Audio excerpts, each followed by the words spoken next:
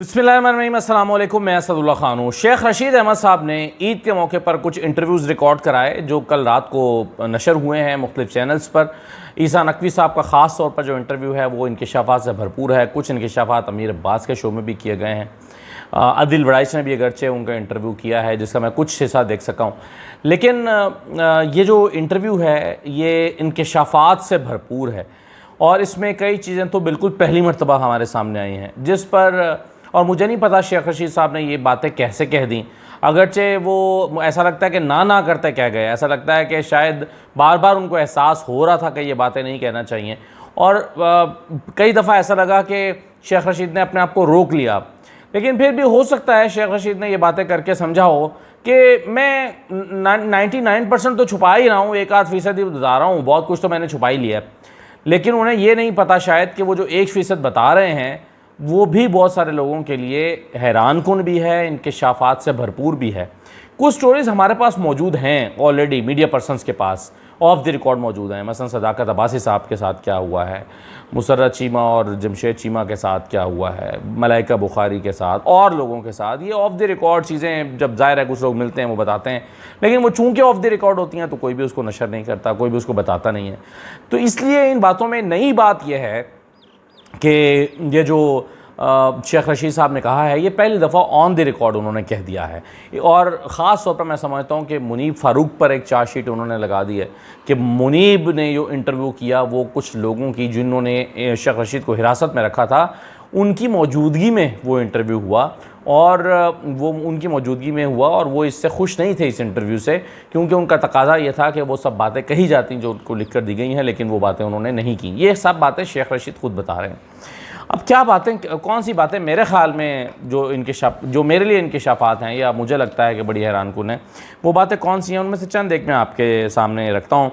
एक तो उन्होंने ये कहा कि जो ओवरऑल उनका इस पीरियड के बारे में जो 40 दिन का दौरानिया था उसके बारे में वो कहते हैं ये दोज़ख मैंने देख ली है। और वो कहते हैं मैंने ज़िंदगी में इतनी जेलें काटी हैं, 7 साल एक जेल काटी, कई मरतबा जेलों में रहा हूँ, लेकिन इससे ज़्यादा सख्त 40 दिन हिरासत के थे जो वो कोई नहीं रहे, इससे ज़्यादा सख्त कोई नहीं रहे। बल्कि यहाँ तक एक मौके पर उन्होंने कहा कि मैंने बेनज़ीर भुट्टो के ज़माने में 7 साल जेल काटी, मुझ पर क्लाशनकोफ रखने का मुकदमा बनाया गया था, 7 साल मैंने जेल काटी, लेकिन ये 40 दिन उस पर भारी हैं।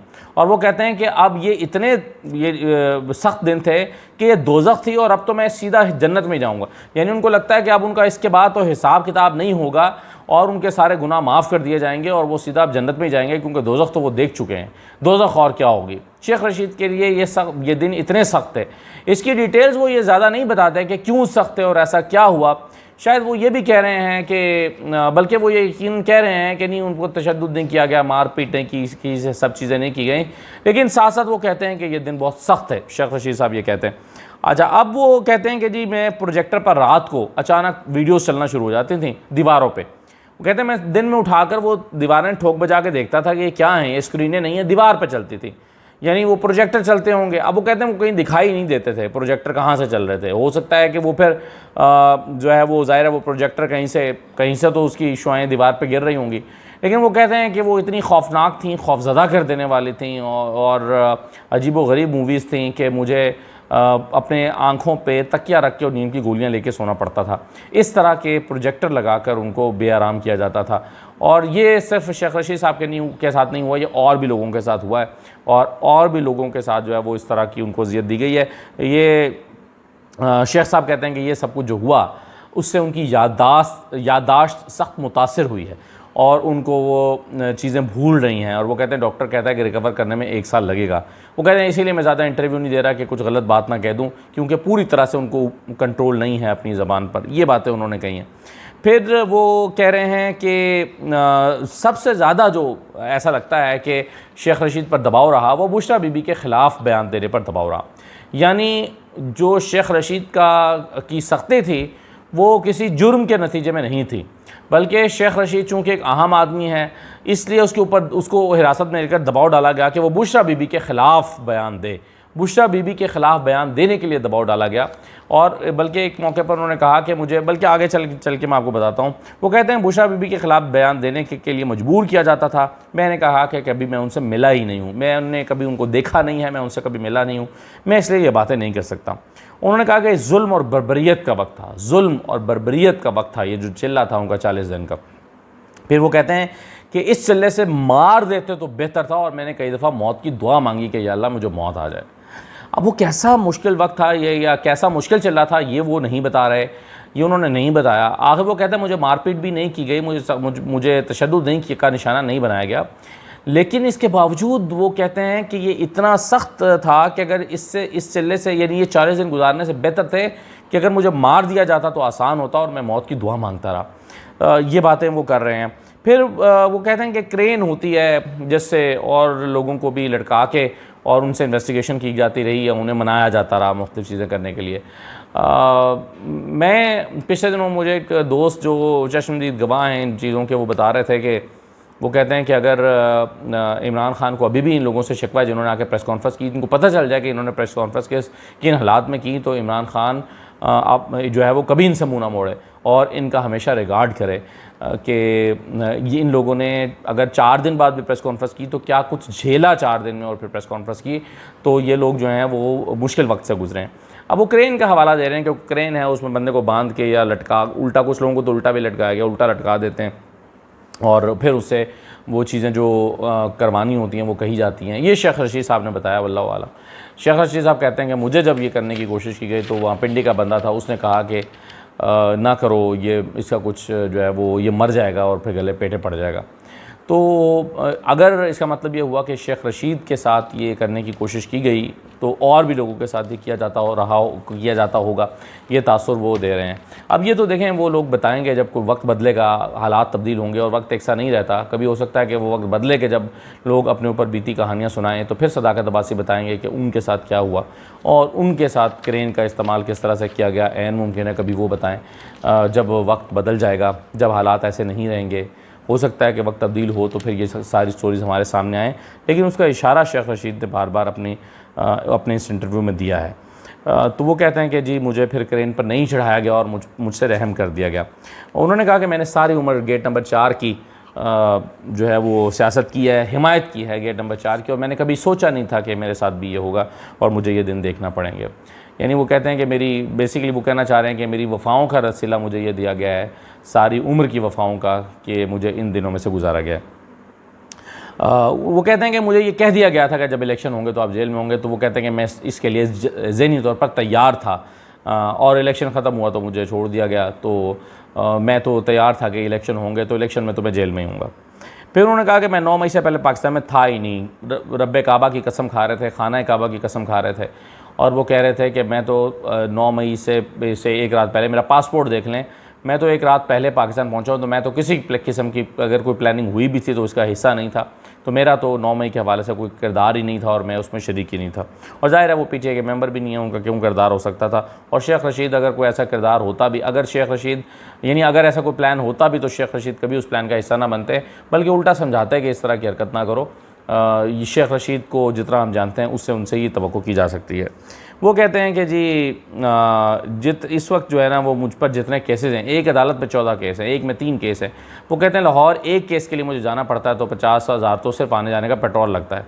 फिर ज़ाहिर आप जाएंगे तो कहीं स्टे करेंगे तो उसका खर्च उठता है, तो 1,00,000-1.5 लाख रुपये में वो कहते हैं एक मुझे पेशी पड़ती है। तो वो कहते हैं इससे बेहतर है मैं अदालत से कहूँ कि मुझे सज़ा दे दें, मुझे जेल भेज दें, ताकि मैं इस अजियत से ना गुजरूँ। कहते हैं मैं सुबह 8 बजे जाता हूँ, कभी मेरी बारी 10 बजे आती है, कभी 12 बजे आती है, तो एक अजियतनाक दौर से मैं गुजर रहा हूँ अभी भी, और ये मुझे बड़ा मुश्किल लगता है कि मैं अदालतों में जाके पेशियाँ काटूँ।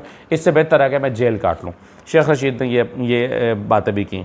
फिर उन्होंने कहा कि इस ज़माने में बहुत जुल्म रवा रखे गए हैं, हामला औरतों को घर से उठाकर ले गए और उनसे कहा गया कि अपने मर्दों को पेश करो, यानी जो रूपोश हुए थे उनको पेश करवाने के लिए उनकी हामला औरतों को घर से उठा कर ले गए। ये शेख रशीद पाकिस्तान की कहानी सुना रहे हैं और ऐसी बातें कर रहे हैं जो यकीन नहीं आता। यानी ये किसी मकबूजा इलाके में तो हो सकता है, मुझे यकीन नहीं आ रहा कि शेख रशीद, बल्कि मुझे लगता है कि शेख रशीद झूठ ही बोल रहे होंगे। ऐसा मुमकिन नहीं है, ऐसा कैसे हो सकता है कि ऐसा हुआ हो कि हामला औरतों को उठा के ले जाओ, कहीं अपने शोहरों को यहाँ पर आने पर मजबूर करो। तो Sheikh Rashid I am sure, Allah करे वो झूठ ही बोल रहे हो, ऐसा नहीं हुआ होगा। अब शेख रशीद साहब जो हैं वो कहते हैं कि सनम जावेद और डॉक्टर आलिया और आलिया हमज़ा और डॉक्टर यास्मीन राशिद, वो कहते हैं कि इनकी सज़ा मुझे दे दो, मैं काटने के लिए तैयार हूँ, इनको छोड़ दो, एक कैंसर के मरीज़ हैं, बाकी ख़वातीन हैं, वो कहते हैं इनकी सज़ा मुझे दे दो। हर इंटरव्यू में ये बात कर रहे हैं कि इनको छोड़ दें, बस कर दें, इनको माफ़ कर दें, अल्लाह रसूल के लिए माफ़ कर दें, और बाकी जो बच्चे उठाए हुए हैं उनको माफ़ कर दें। ये शेख साहब कह रहे हैं। फिर वो कहते हैं कि ज़िंदगी में मैंने बेशुमार इंटरव्यू दिए, लेकिन मुश्किल तरीन इंटरव्यू वो था जो उन्होंने मुनीब फ़ारूक को दिया, यानी वो चिल्ले के बाद दिया। वो कहते हैं उसमें मुझे बहुत कुछ लिख कर दिया गया था, अगर मैं वो कह देता तो लोग मुझे मरने के बाद भी गालियाँ देते और मेरा मुंह काला होता और लोग जो हैं वो मैं कभी चल फिर ना सकता लोगों के बीच में। वो कहते हैं जो कुछ मुझे उस इंटरव्यू के लिए लिख कर दिया गया था, और पेपर तो उनके सामने पड़ा हुआ था, वो हमने देखा था। वो कहते हैं जो कुछ मुझे लिख कर दिया गया था, अगर वो मैं कह देता तो मुझे लोग मरने के बाद भी गालियाँ देते। शेख रशीद साहब ने ये कहा। फिर उन्होंने कहा कि अल्लाह ने ताकत दी कि उन लोगों की मौजूदगी में भी मैंने वो नहीं पढ़ा। अब इसमें वो इंकिशाफ कर रहे हैं कि जब इंटरव्यू हो रहा था तो कुछ लोग वहाँ पर मौजूद थे, और कुछ लोग वहाँ मौजूद थे, और मुनीब फ़ारूक ने भी उन्हीं की मौजूदगी में इंटरव्यू किया। ये मेरे लिए भी बड़ा हैरान कुन है। बहरहाल वो कहते हैं कि जी उनकी मौजूदगी में इंटरव्यू किया मुनीब फ़ारूक ने, और शेख रशीद साहब जो हैं उनसे जो तवक्को की जा रही थी उस इंटरव्यू में वहाँ पर नहीं, वो चूँकि वो नहीं किया गया, तो वो कहते हैं मुझसे बाद में पूछा भी गया, मुझे कहा गया कि ये तो आपने वो बातें नहीं कहीं जो आपसे कही गई थी, तो उन्होंने कहा कि बस मैं इससे ज़्यादा नहीं कह सकता। और कहते हैं कि फिर मुझे 3 दिन मज़ीद वहाँ पर रहना पड़ा। शेख रशीद साहब ये कह रहे हैं। फिर वो कहते हैं कि मुझे जब ले जाया गया तो एक अफसर वहाँ पर मौजूद था, यानी जब पहली मरतबा उठा कर ले गए तो एक अफसर वहाँ पर मौजूद था। उसने कहा कि शेख रशीद जिस गाड़ी से आए हो उसी गाड़ी से वापस चले जाओ, जिस गाड़ी से आए हो उसी गाड़ी से वापस चले जाओ, यहाँ दस्तखत कर दो और चीज़ें मान लो, बयान रिकॉर्ड करा दो, चले जाओ। उन्होंने कहा कि मैंने कहा ठीक है चलो, जो ये तो कोई मसला नहीं है। लेकिन कहते हैं जब वो मैंने देखा कागज़ तो वो इतना गंदबला था कि वो मुमकिन ही नहीं था, वो मैं नहीं कह सकता था, तो उसकी वजह से मुझे ये काटना पड़ा। तो बेसिकली वो इमरान खान को भी पैगाम दे रहे हैं कि मैंने आपकी और आपकी फ़ैमिली के ख़िलाफ़ बयान ना देने की जुर्म में ये चिल्ला काटा और सख्तियाँ भुगतीं, और वरना आसान था उनके लिए, शायद आसान तो शायद वो भी ना होता, लेकिन बहरहाल ये रास्ता उनके पास मौजूद था कि वो इमरान खान और उनकी अहलिया के बारे में बयानात दे देते और उनको ये 40 रोज़ा चिल्ला ना काटना पड़ता। वो कहते हैं जब मेरी सेहत ख़राब हो गई तो उन्होंने कहा कि ये तो अब हत्ते चढ़ जाएगा, तो उन्होंने कहा कि अब ये 2 सफ़े पढ़ दो। मैंने कहा कि दिखाएं, दे दें, तो फिर वो इंटरव्यू अरेंज हुआ, और लेकिन कहते हैं कि वो 2 सफ़े भी फिर मैंने नहीं पढ़े, और मुझे कहा गया कि ये तो वो इंटरव्यू नहीं है जो हमने आपसे कहा था। अब वो कहते हैं अगर मैं वो कह देता तो फिर मैं ज़िंदा मर जाता। शेख रशीद ने यह भी कहा है। मैं इसमें मज़ीद कोई बात नहीं करना चाहता, मैंने सिर्फ वही कहा है जो शेख रशीद ने कहा है, और शेख रशीद के इंटरव्यू से कुछ चीज़ें मैंने आपके साथ शेयर की हैं। इस पर मैं कोई कमेंट नहीं कर रहा, मैं कोई तबसरा नहीं कर रहा, कोई तज्जिया नहीं कर रहा। मैं सिर्फ वो जो पूरे 2-3 इंटरव्यूज़ का ख़ुलासा है शेख रशीद का, वो मैंने निकाल के आपके सामने रखा है। आप ख़ुद एनालाइज़ कीजिए। इजाज़त दीजिए। अल्लाह हाफ़िज़।